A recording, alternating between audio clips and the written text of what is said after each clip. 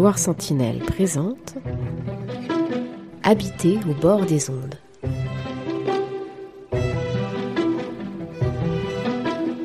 Aujourd'hui, en amont d'Amboise.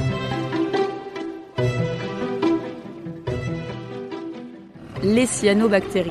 On a cru longtemps que c'était des algues filamenteuses. En fait, ce sont des bactéries qui sont des organismes unicellulaires qui se collent les unes aux autres et qui créent ces filaments en forme de plantes, aquatiques presque, d'algues. C'est extraordinaire. C'est un petit peu des organismes, on pourrait qualifier d'archaïques ou primitifs. C'est pas du tout dénigrant, c'est juste qu'en fait, elles ont gardé leurs caractéristiques depuis des âges très très lointains. Donc elles ont traversé des centaines de millions d'années avec un génome assez constant. Ça veut dire qu'elles sont très très adaptables. Et il me semble que ce qui nous embête, en fait, nous humains, et sans doute d'autres espèces dans la Loire, c'est que les cyanobactéries ont la particularité de posséder des toxines. Les toxines, elles peuvent être, si on les ingère, elles peuvent être responsables de soucis de digestion, des vomissements en moins de 24 heures pour un humain qui les ingère. Enfin, en général, ça va très très mal quand on ingère des cyanobactéries. Pourquoi on les voit proliférer ? C'est parce que les conditions de leur prolifération sont optimales.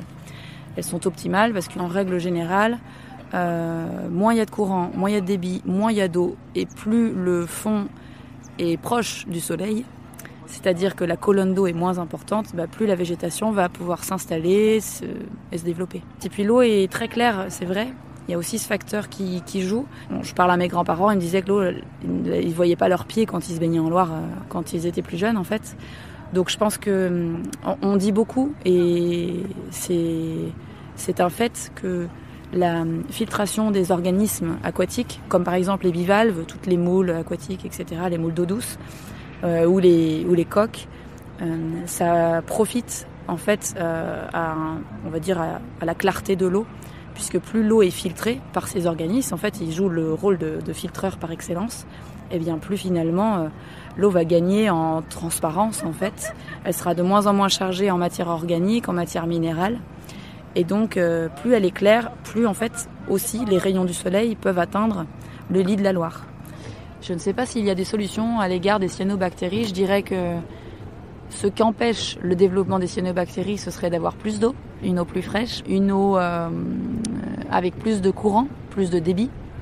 Donc il faut que l'eau, elle soit préservée en quantité et en qualité. C'est les deux facteurs les plus importants sur l'eau. Donc ça veut dire qu'on remonte à qu'est-ce qui impacte et la qualité et la quantité de l'eau. Et là aussi, le sujet est très vaste. Les humains, à travers leurs usages, ne restituent pas toujours l'eau.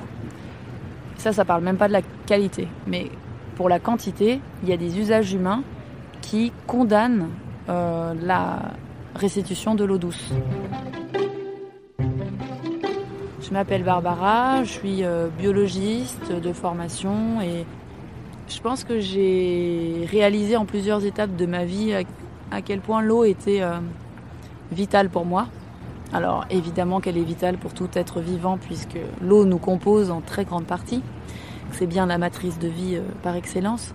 Mais je réalisais très tardivement que je n'ai jamais vécu loin de l'eau. Je crois que ça, c'est vraiment... c'est sans doute une des sortes de dénominateurs communs dans ma vie.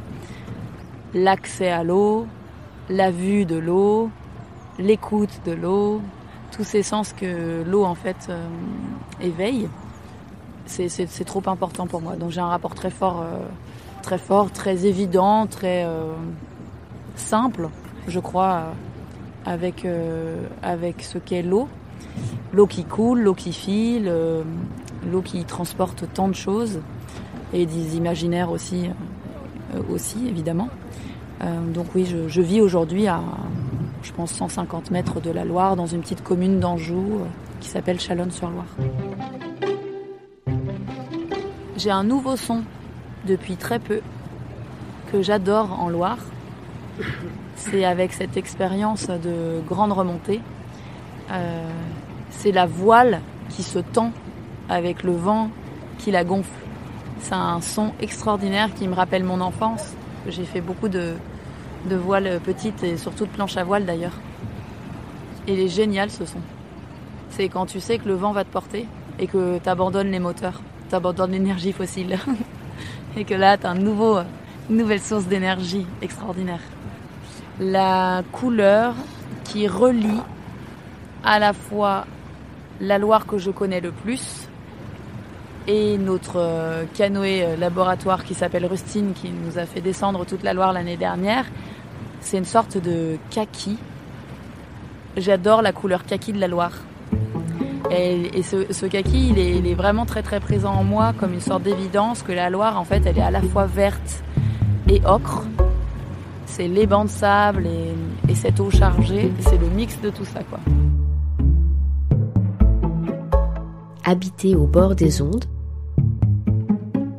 une série réalisée par Laure Bourru et Sébastien Rochard pour le collectif Loire Sentinelle à bord de la Grande Remontée.